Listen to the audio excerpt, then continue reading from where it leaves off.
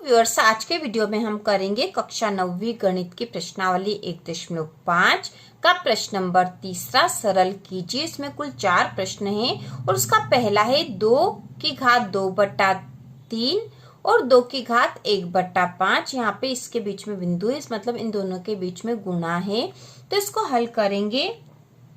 हल 2^2/3 और 2^1/5 दोनों ही 2 की घात है। इसको एक बार हम यहाँ लिख देंगे 2^2/3 और 2^1/5। तो दोनों ही 2 की ही घातें हैं, तो हम इसको ऐसे भी लिख सकते हैं 2 और इसकी घात है 2/3 धन 1/5, क्योंकि इन दोनों के बीच में गुणा है यहाँ पर, तो गुणा में घातें जुड़ जाती है, इसलिए हमने यहाँ धन का निशान लगाया है। ठीक है, गुणा में घातें जुड़ जाएगी इसलिए धन का निशान आया है यहाँ पर। अब इसको करेंगे 2, ऐसा ही रहेगा। अब यहाँ पे 3 है और यहाँ 5 है, तो 3 और 5 का एलसीएम हम निकाल लेंगे और एलसीएम हम निकाल सकते हैं ऐसे, ये 3 है और ये 5 है।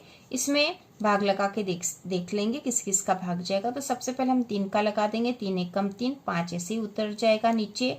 अब 5 का भाग लगाएंगे तो ये 1 तो है इसी, और 5 एकम 5, 1 आ गया इसमें भी, और इन दोनों का गुणा हो जाएगा। ठीक है, 3 × 5 बराबर 15।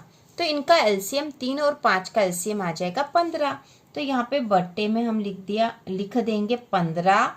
अब यहाँ पे इसको हल करेंगे, जैसे कि इस तरह के भिन्न वाले जो जोड़ों को हल करते हैं, जैसा कि हमने ब्रिज कोर्स में भी करा था जब ब्रिज कोर्स के सवाल करे थे। तो सबसे पहले 3 का भाग लगाएंगे 15 में, तो 3 पंजे 15, 5 बार भाग जाएगा। उस 5 का गुणा 2 में होगा तो 5 दूना 10 हो जाएगा, बीच में धन है। अब इस 5 का भाग लगाएंगे 15 में, तो 5 तिया 15, 3 बार भाग जाएगा। जो 3 आया उसका गुणा 1 में होगा तो 3 एकम 3। ठीक है, यहाँ पे ऐसा आएगा। अब यहाँ पे हो जाएगा 2 की घात 10 और 3 13/15, 15 तो है ही सही। तो 2 की घात 13/15 यही इसका उत्तर है। 2 की घात 13/15 यही इस प्रश्न का आंसर है। 2 की घात 13/15। इसके बाद इसी का दूसरा प्रश्न है 1/3 की घात 3 और इस पूरे की घात है 7। तो इसको हल करेंगे। हल 1/3 की घात 3 और पूरे की घात है 7।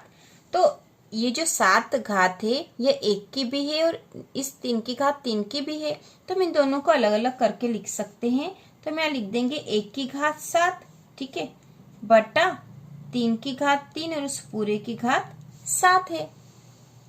अब 1 की घात 7 मतलब 1 का 1 में 7 बार गुणा, तो 1 का 1 में गुणा होगा तो 1 ही आएगा, तो हम यहाँ सीधा लिख सकते हैं 1 बटा, अब यहाँ 3 की घात 3 है और इसकी पूरी की घात 7 है, तो इन घातों का गुणा हो जाता है, तो यहाँ हो जाएगा 3 की घात 3 × 7। अब इसको और हल कर लेंगे तो 1/3 की घात 7 या 21, 1/3 की घात 21 यही इसका उत्तर होगा। तो हम आंसर लिख देंगे, आंसर बराबर 1/3 की घात 21। इसके बाद इसी का तीसरा प्रश्न है 11 की घात 1/2 बटा 11 की घात 1/4। तो इसके पहले हमने जो गुणावाली संख्या थी समान संख्या, तो गुणावाली संख्याओं में घातें जुड़ गई थी। अब ये भाग है, ठीक है, 11 ऊपर है और इसमें 11 का ही भाग है, तो भाग वाली संख्याओं में घातें घट जाएगी। समान संख्या 11 यहाँ पे भी 11 यहाँ पे भी है, और ये घात जब ऊपर जाएगी तो ये माइनस में आ जाएगी, ऋण में आ जाएगी, घटा हो जाएगा। तो इसको इस प्रकार से हम लिखेंगे सबसे पहले हल, और सबसे पहले संख्या एक बार उतार लेंगे, 11 की घात 1/2 बटा 11 की घात 1/4। अब इसको कर देंगे 11 की ही दोनों घातें हैं, तो ये 11 की घात 1/2 और ये 1/4 ऊपर से नीचे जाएगी तो ऋण 1/4 हो जाएगी, मतलब भाग में जो इनकी घातें हैं वो घट जाती है। इसके बाद इसको हल कर देंगे तो ये 11 तो है ही से, ये 2 और 4 का एलसीएम निकालना पड़ेगा। तो मैं निकाल के देख लेते, 2 और 4 का एलसीएम, 2 से भाग लगाया 2 एकम 2, 2 दूना 4, फिर 2 से भाग लगाएंगे तो 1 है यहाँ पे, 2 एकम 2, अब यहाँ पे आया है 2 गुणा 2 बराबर 4, तो इन दोनों का एलसीएम आ जाएगा 4। अब इसको हल कर लेंगे। अब 2 का पहाड़ा बोलेंगे कि 4 आ जाएगा, 2 का पहाड़ा 2 बार बोलते हैं, 2 दूना 4, 2 बार बोलेंगे तो 4 आ जाएगा, क्योंकि हमें 4 में 2 का भाग लगाना है। तो 2 दूना 4 होते हैं, उस 2 का गुणा 1 में होगा तो 2 एकम 2। इसके बाद ऋण 4 का पहाड़ा 1 बार बोलेंगे तो 4 एकम 4 1 बार में आ जाता है, और इस 1 का गुणा यहाँ 1 में होगा तो यहाँ 1 आ जाएगा। अब इसको और हल कर लेंगे तो 11 की घात 2 में से 1 घटाया तो 1 बचा, बट्टा 4 है ही सही, तो यहाँ आ जाएगा 11 की घात 1/4, और यही इसका आंसर होगा। आंसर बराबर 11 की घात 1/4। इसके बाद इसी का चौथा प्रश्न है 7 की घात 1/2 गुणा 8 की घात 1/2। तो इस प्रकार का बिंदु है बीच में, मतलब इनके बीच में गुणा है, और इसकी घात भी 1/2 है और इसकी घात भी 1/2 है। तो हम इसको हल करेंगे। हल सबसे पहले हम ये लिख लेंगे 7 की घात 1/2 गुणा 8 की घात 1/2। दोनों संख्या की ही घात 1/2 है, तो हम इसको इस प्रकार से लिख सकते हैं 7 गुणा 8 और दोनों की घात 1/2, इस प्रकार से हम लिख सकते हैं।